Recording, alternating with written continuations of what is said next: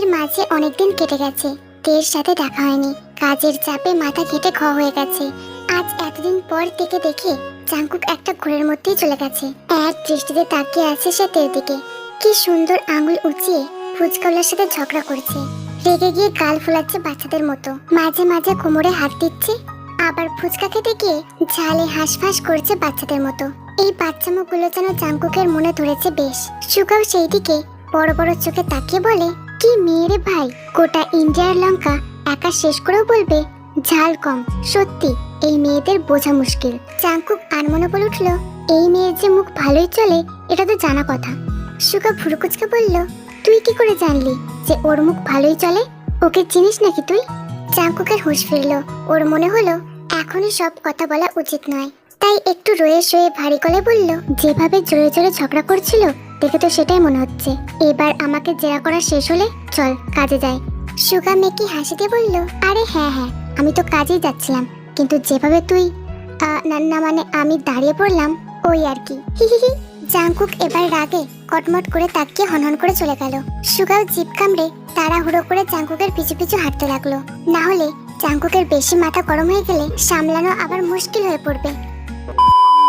একটা বিশাল রুম জুড়ে জোরে জোরে মিউজিক বাজছে। সব যুবক যুবতী একে অপরের সাথে মিশে নিজেদের রঙ্গলীলায় ব্যস্ত, কেউ আবার নিজের পার্টনারের সাথে নাচে ব্যস্ত। বার কাউন্টারে এক এক করে নতুন নতুন সব ড্রিঙ্কস অর্ডার করা হলো, কারণ কিছুক্ষণের মধ্যেই সেখানে আসবে রাজনীতিবিদ মিনহো। নিজের কাজ হাসিল হলে কেল্লাফতে কিছুক্ষণের মধ্যেই পদার্পণ করলো সে। ড্রিঙ্কস কাউন্টারে এসে এক গ্লাস ড্রিঙ্কস কয়েক ঢোক খেয়ে নিল, কারণ তার মতে নেশা পুরোপুরি না চড়লে তার মুড আসে না। কিন্তু পুরো গ্লাস শেষ হওয়ার পরে হঠাৎ শরীর ম্যাচ ম্যাচ করতে শুরু করলো। শরীরটা যেন ধীরে ধীরে ঝিমিয়ে পড়েছে, চোখের সামনে সব আবছা হয়ে যাচ্ছে। দূর থেকে কেউ ইশারা করলো কাউন্টারের মালিককে টাকার বান্ডেল দেওয়ার জন্য। এটা দেখে বোঝা যাচ্ছে কাজটা প্ল্যান মাফিক। 2 ঘন্টা পর আস্তে আস্তে চোখ খুললো মিনহো। শরীরটা এখনো ঝিমোচ্ছে, মাথা ভার ভার হয়ে আছে। হঠাৎ মনে হলো ওর শরীরটা কিছুর সাথে বাঁধা। ভালো করে দেখলো ওর শরীর এই মুহূর্তে একটা চেয়ারের সাথে বেশ শক্তপোক্ত ভাবে বাঁধা রয়েছে। এ কি, এটা কোন জায়গা? আমি এখানে এলাম কি করে? কে নিয়ে এলো? কার বাপের এত সাহস? ছটফট করতে করতে চেঁচিয়ে উঠলো মিনহো। হঠাৎ কারোর গলার আওয়াজ পেয়ে থমকে গেল ওর শরীর। সাহসটা আমার বরাবরই একটু বেশি, আর তোর মতো চুনোপুটিকে শায়েস্তা করতে সাহস লাগে নাকি? মাথা তুলে তাকাতেই ভয়ে রূপ কেঁপে উঠলো মিনহোর। তোতলানো কণ্ঠে কোনো ক্রমে উচ্চারণ করলো, যে যে যে যে যে কে? এত ছোট নামটা উচ্চারণ করতেই এত কাঁপাকাঁপি? বলেই জাংকুক ভয়ঙ্কর ভাবে হেসে উঠলো। তার পাশে দাঁড়িয়ে থাকা সুগাও হেসে উঠলো। এই মুহূর্তে জাংকুক একটা চেয়ারে পায়ের উপর পা তুলে বসে আছে, আর হাতে থাকা বন্দুকটা বেশ ইউনিক স্টাইলে ঘোরাচ্ছে। তারপর বেশ শান্ত গলায় বলে উঠলো, মেয়েগুলোকে কোথায় রেখেছিস বল, শেষবারের মতো জিজ্ঞেস করছি। মিনহো তার ছাই পাশ খেয়ে খয়েরি হয়ে ওঠা দাঁতগুলো বের করে বিশ্রীভাবে হেসে বলে উঠলো, কেন রে, তোরও কি বিছানা গরম করার জন্য কাউকে দরকার? সাথে সাথে জাংকুকের বন্দুক ঘোরানো থেমে গেল। সুগার চোখ খিচে জিভ কেটে 2 দিকে মাথা নাড়ল। সব তারা উত্তরের ফলাফল যে কি হতে পারে এটা সে ছাড়া আর কে জানে। জাংকুকের রাগ আগুনের সমান, তাতে মিনহোর কথাটা কেরোসিনের মতো কাজ করেছে। সে রুষ্ট চোখে তাকালো একবার। আচমকা মিনহোর বুক বরাবর সজোরে একটা লাথি মারলো। লাথিটা এত জোরে ছিল যে মিনহো চেয়ার সহ ছিটকে দূরে গিয়ে পড়লো। মাথাটা গিয়ে বাড়ি খেলো দেওয়ালে। আহ! রাগে দাঁত কিরমির করে জাংকুক। সরু নাকের ডগা লালিত হয়ে ওঠে, কপালের শিরাগুলো স্পষ্ট হয়ে ওঠে। সে উঠে গিয়ে মিনহোর গলা নিজের বুট দিয়ে মেঝের সাথে চেপে ধরলো, আর মিনহো ছটফট করতে লাগলো। ওর দম আটকে যাওয়ার উপক্রম। কি বললি? বিছানা গরম, তাই না? ওটা তুই আর তোর নাটের গুরুর মতো ইঁদুর ছোচড়াই করে, আমি না। কিন্তু এবার যে আবারও আমার মাথা গরম করে দিলি, এর জন্য কি করি বলতো? বলে আরো জোরে বুট দিয়ে গলা পিষে ধরলো। মিনহো কোনো মতে ছটফট করতে করতে বলে উঠলো, ছেড়ে দিন, শেষবারের মতো জিজ্ঞেস করছি, মেয়েগুলো কোথায় আছে? স্যারের বাড়িতে। জাংকুক এবার লোকটার মাথায় বন্দুক ঠেকিয়ে বলল, কোন বাড়িতে? কোথায় লুকিয়ে আছে সে? বললেই বেঁচে যাবে, কিন্তু বল। ইতিমধ্যে মিনহোর সারা মুখ লাল হয়ে গেছে, আর কিছুক্ষণ এইভাবে থাকলে তার প্রাণটা শরীরের মধ্যে থাকবে না। ব্যাপারটা বুঝতে পেরে জাংকুক তার পাটা সরিয়ে ফেলে। মিনহো এবার হাঁপাতে হাঁপাতে বলে ওঠে। জাংকুকের ব্যাপারটা শুনে ভালো লাগলো। এতদিন লোক লাগিয়ে অ্যাড্রেসটা আন্দাজ করতে পারলেও আজ পুরোপুরি শিওর হয়ে নিল।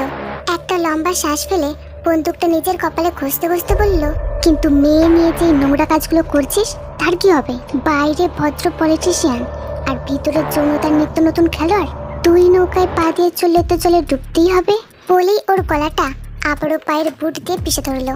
এরপর সুগার দিকে তাকিয়ে বলল, কি করি বলতো মালটাকে? সুগা হাই তুলতে তুলতে বলল, এই আবর্জনাকে যতদিন বাঁচিয়ে রাখবি ততদিন মেয়েরাও নিরাপদহীন হয়ে থাকবে। তাই আমার মনে হয় এদের রাম নাম সত্য হে করে দেওয়া উচিত। আফটার অল পৃথিবীতে এত পপুলেশন গ্রোথ হচ্ছে, বাকিটা এখন বুঝে নে। নিজের লক্ষ্য স্থির রেখে পিঙ্ক কালারের বেলুনটাকে এক চোখ বন্ধ করে আর এক চোখে টার্গেট করলো তে। তারপর আঙুল দিয়ে ট্রিগারটা জোরে চেপে ধরলো। সাথে সাথেই আওয়াজ হয়ে গুলি বের হলেই হাসি মুখে সামনে তাকাতেই আবারও মুখের হাসি দপ করে নিভে গেল। না, এবারেও টার্গেট ফেল। এই নিয়ে তিনবার টার্গেট মিস হলো তের। তবে কি ও এই গুলুমুলু টেডি বিয়ার গিফটটা পাবে না? ভাবতেই দুঃখী দুঃখী মুখ করে ভাবতে লাগলো, ছি তে ছি, সে মনেও সামান্য একটা ছোট বেলুনটাকে টার্গেট করতে পারলি না। রাস্তাঘাটে মুখ দেখাবে কি করে তুই? না না না, এখানে বেশিক্ষণ থাকা যাবে না। থাকলেই দোকানদারের সামনে আমার ইজ্জতের ফালুদা হয়ে যাবে। জলদি ভাগ ইহা সে। এরপর বন্দুকটা যথাস্থানে রেখে দোকানের মালিকের উদ্দেশ্যে হালকা কেসে বলে উঠলো, দেখো কাকু, তোমার বন্দুকে কোনো সমস্যা আছে বুঝলে? এরপর ভালো ব্র্যান্ডের বন্দুক নিয়ে আসবে, তারপর দোকান খুলবে। না হলে কেউ আসবে না তোমার দোকানে। আর এরকম জাটা বন্দুক আমাকে দেবে না বলে দিচ্ছি। তের এমন মন্তব্যে দোকানদার তো পুরো ভেবাচাকা খেয়ে গেল, সাথে হাসিও পেল। তের বাচ্চা বাচ্চা কথা স্পষ্ট হয়ে যায় তার শিশু সুলভ ব্যক্তিত্বের। দোকানদার কিছু বলতে গেলেই হঠাৎ কারোর গলার আওয়াজ পেয়ে দুজনেই চমকে ওঠে। ভুল কথা বললে তুমি। ভারী নিরেট পুরুষালী কণ্ঠস্বর তের কর্ণগোচর হতেই কয়েক সেকেন্ডের জন্য থমকে গেল সে। শুরু হতে লাগলো অস্বাভাবিক হৃদস্পন্দন। এই কণ্ঠস্বর তো তার চেনা নয়, তাহলে এমন কেন অনুভূতি জন্মাচ্ছে তার? যেন মনে হচ্ছে এ কোনো কাঙ্ক্ষিত কেউ। আস্তে আস্তে পিছনে ঘুরে তাকাতেই তের চোখ স্থির হয়ে যায়। অবাক চোখে তাকিয়ে থাকে পুরুষটির পানে। জাঙ্কুক সূক্ষ্ম হেসে দোকানদারের সামনে এসে বন্দুকটা হাতে নিয়ে সেটার দিকে তীক্ষ্ণ দৃষ্টিতে তাকায়। দোকানদার জাঙ্কুককে চিনতে পেরে গলা উঁচিয়ে কিছু একটা বলতে যাবে, জাঙ্কুক সাথে সাথে নিজের ঠোঁটে আঙুল চেপে ইশারায় চুপ থাকতে বলে।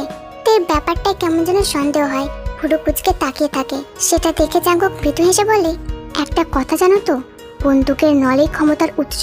এই ক্ষমতার প্রয়োগ সবার দ্বারা সম্ভব না। এই যে তুমি বললে ভালো ব্র্যান্ডের বন্দুক কিনতে, এটা কিন্তু তোমার ভুল ধারণা। বন্দুক কিন্তু নিজের জায়গায় একদম পারফেক্ট। প্রবলেমটা বন্দুকে নেই, তোমার হাতের অক্ষমতা। তো বুঝলে, খালি মুখ চালালেই হয় না, কিছু জিনিস জানতেও হয়। তাই কিছুক্ষণ চোখ পিটপিট করে তাকা। এত কথা তার ছোট মাথার 60 কিলোমিটারের উপর দিয়ে চলে গেল। তারপরেও ভাব নিয়ে সামনের চুলগুলো পিছনে সরিয়ে অ্যাটিটিউড দেখিয়ে বলে উঠলো, তা আমার জ্ঞানের দেবতা, এতই যখন জ্ঞান, তাই জ্ঞান না দিয়ে আপনি একটু এই ক্ষমতা প্রয়োগ করে দেখান দেখি। জাঙ্কুক এবার সূক্ষ্ম হাসে, যেটা কারো নজরে পড়ে না। এরপর হাতের খেলনা বন্দুকটার দিকে তীক্ষ্ণ দৃষ্টিতে তাকিয়ে বলে, এই জিনিসটা সবার জন্য না। এটা চালানোর জন্য দুটো জিনিস দরকার, 1 টার্গেট আর 2 ক্যালমা। ঠিক এই রকম বলেই তের দিকে তাকিয়ে মুচকি হেসে ওর দিকে চোখ রেখে সামনে তাক করা বন্দুকের ট্রিগারটা চেপে ধরলো। সাথে সাথে একটা বেলুন ফাটার আওয়াজ এলো। জাঙ্কুক চোখের ইশারা করে থেকে সামনে তাকাতে বলল। তে সামনের দিকে তাকাতেই চোখ যেন কোটর থেকে বেরিয়ে আসার উপক্রম। মুখ হাঁ হয়ে জল ঝুলে পড়েছে। চোখ কচলে আবারও সামনে তাকাতেই দেখলো একই দৃশ্য। এটা কি করে সম্ভব? সামনে থাকা জিনিসটার দিকে না তাকিয়ে টার্গেট করে দিল, তা আবার একদম সঠিক। পিঙ্ক কালারের বেলুনটা ফেটে গেছে। তের মাথা খেটে ঘ হয়ে যাচ্ছে। সে বিড়বিড় করে বলল, এটা কিভাবে সম্ভব? বলে একবার জাঙ্কুকের দিকে তাকাচ্ছে আর একবার বেলুনটার দিকে।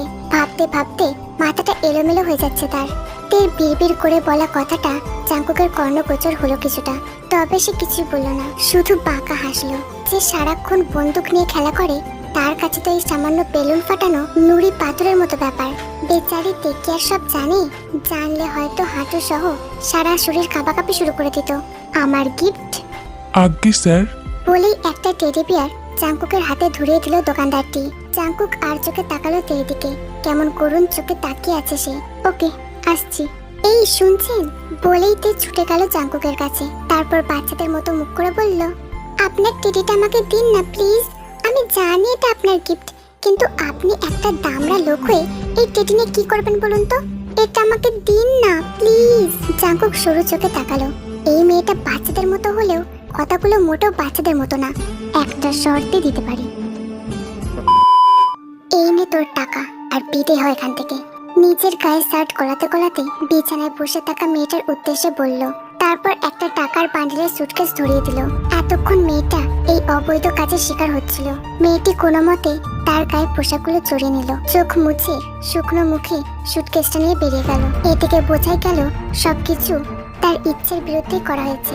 গঙ্গা হল ঘরের সোফায় বসে মিনহোর সাথে যোগাযোগ করার চেষ্টা করছে। বিগত কয়েক ঘন্টা ধরে চেষ্টা করেই যাচ্ছে, কিন্তু কিছুতেই ফোন তুলছে না। কোনোভাবে জোচ্চুর করে পালিয়ে গেল না তো? ভাবলেই দাঁত কিরমির করে ওঠে গঙ্গিওর। একবার নাগাল পেলে ঠিকই শায়েস্তা করবে। এসব ভাবতে ভাবতে আবারও ফোনে যোগাযোগ করার চেষ্টা করলো। আচমকা কোথা থেকে একটা উড়ন্ত লোক এসে হুড়মুড় করে গঙ্গিওর সামনে এসে পড়লো। ঘটনাক্রমে গঙ্গিও ভেবাচাকা খেয়ে গেল। ভালো করে খেয়াল করে দেখলো এটা আর কেউই না, নিজের বিশ্বস্ত এক সহকারী। কিন্তু তার চেহারার দিকে তাকানো যাচ্ছে না।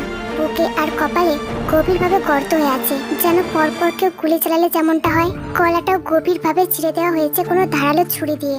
এছাড়াও সারা শরীরের বিভিন্ন জায়গায় ক্ষতর চিহ্ন। গঙ্গিও কিছু মুহূর্তের জন্য স্তব্ধ হয়ে গেল। এ কি, এর এমন অবস্থা কে করলো? তোর শুভাকাঙ্ক্ষী।